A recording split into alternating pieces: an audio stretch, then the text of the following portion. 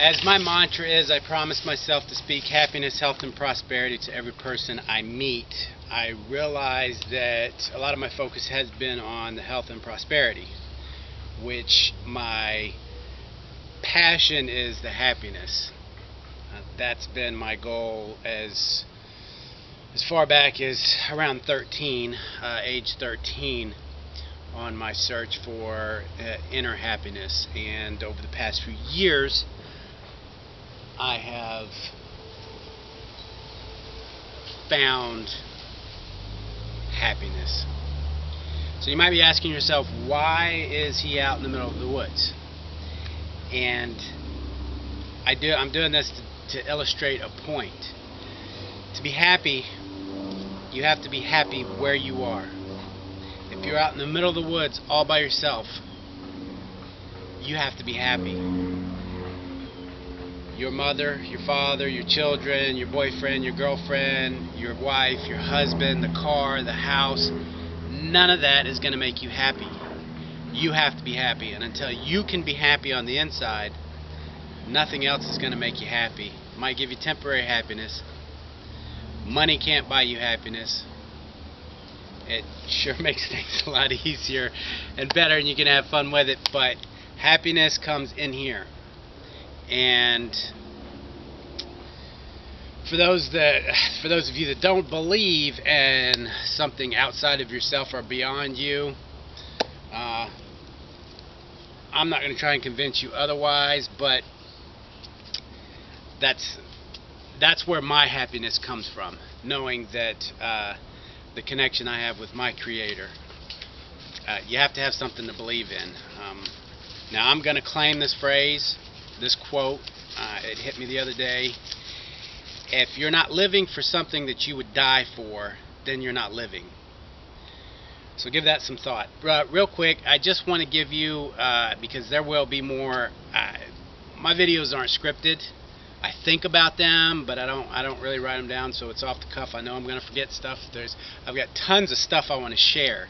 I want to give you some of my background, though, why I feel that I have something to share with you, where I've gained my knowledge from, other than the University of Hard Knocks, the School of Hard Knocks, whatever you want to call it, learning from life.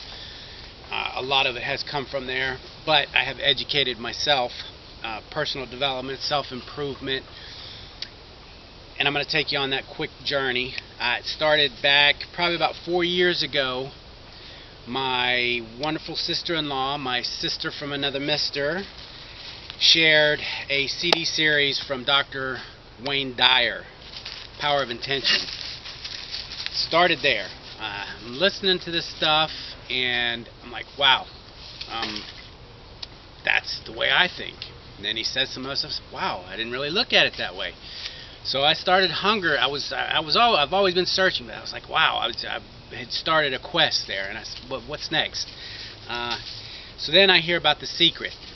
The Secret, by Rhonda Bynes. So I go to Barnes and Noble, and I go look for The Secret. I didn't know that was the name of it. I thought it was just a secret, but I knew it was the Law of Attraction. So I come across this CD series, The Law of Attraction by Esther and Jerry Hicks, The Teachings of Abraham. I'm like, okay. So I get it. I start listening to it. Very interesting. They are more of a supernatural teaching. Abraham is a group of non-physical beings that teach the Law of Attraction, speaking through Esther. I question that, but that's not what I was listening to it for. I was listening to the message, and I was like, wow, more stuff the way I thought, and more of, wow, I didn't think of that. The quest continues. Next, was Joel Osteen. I'm familiar with Joel Osteen. I've heard some of his stuff, so I go out and get his book on CD. I'm not much of a reader, so I usually listen to the CDs in the car, on my MP3 player, or wherever I can. Your Best Life Now. So I'm listening to that. More good stuff. I'm like, okay, wow. So now I've got 3 different points of views from 3 different angles. So I wanted more. The next one was, who did I get next? Tony Robbins. Or no, actually it was Maxwell Maltz's Psycho-Cybernetics. Maxwell Maltz was a plastic surgeon that had learned that sometimes no matter what kind of surgery he does on people, they didn't see any change. So he realized they had to change from the inside out. So listen to that. I was like, wow, okay. Then it was Tony Robbins, which I'm surprised as big as Tony Robbins was that I didn't come across him sooner. But so here I had Wayne Dyer, who's more on the spiritual side. Then I had Jerry and Esther Hicks, that's more of the supernatural side. Then Psycho-Cybernetics, that's more of the scientific side. Who was Joel Osteen, that's more of the religious side. And then Tony Robbins, he's more of, to me, he's more of a straightforward, just a realistic person. His point of view is realistic. He doesn't really believe in mantras and meditation and affirmations and all that guru stuff. He's just like, if you're fat, you need to lose weight. What do you need to do? Quality quantifiers, make yourself hate certain foods so you don't eat it. Great stuff, guys, genius.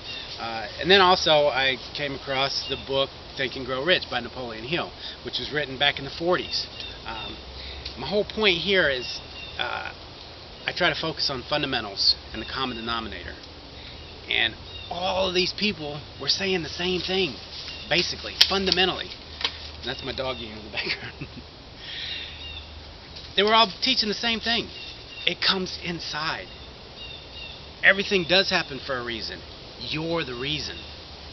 Sometimes that's hard to swallow, but you have to take full and absolute responsibility for everything that happens to you. Yes, good things happen to bad people. Bad things happen to good people.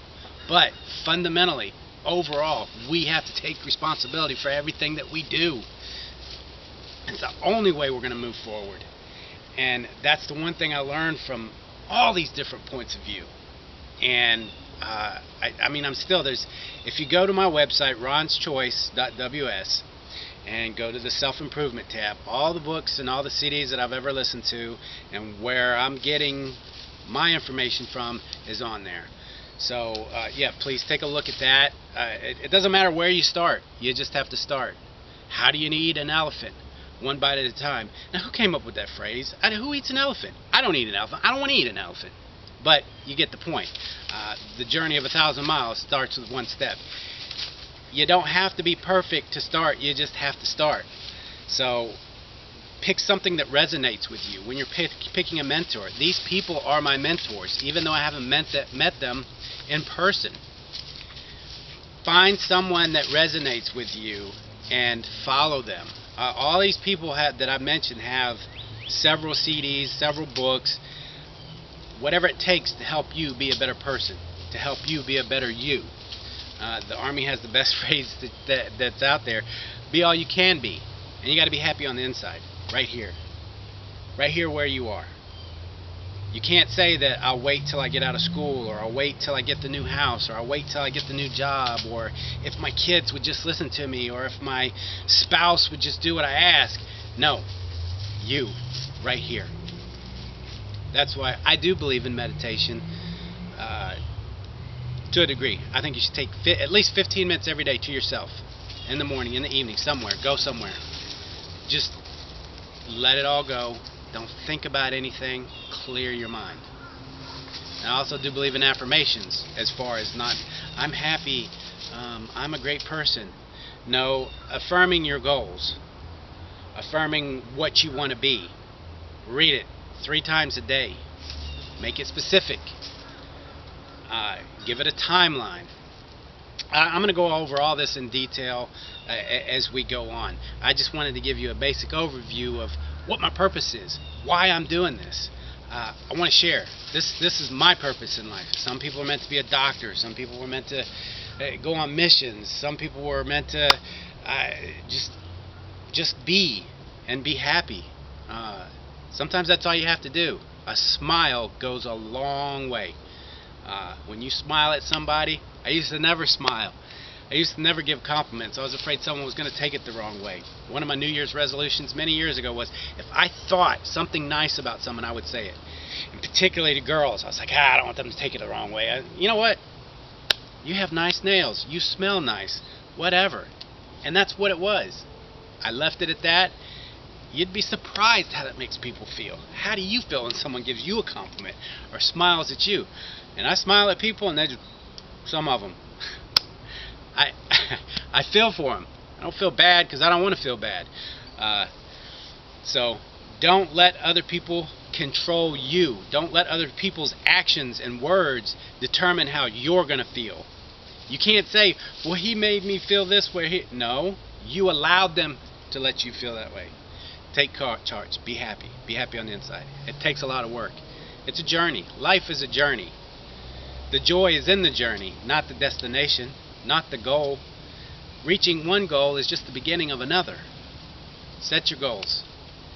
If you ever lay around and you're in your bed, you're just thinking, oh, I wish I was skinnier or better shape, or I wish I had this, or I wish I had that. Make a plan. Make it happen. If you want to write a book, write that book. Do it. Do it. Be happy from the inside. RonsChoice.ws. Many sources and resources in there to help you get there. That's all I want to do. I want you to be happy. Here's to your happiness, health, and prosperity. I love you.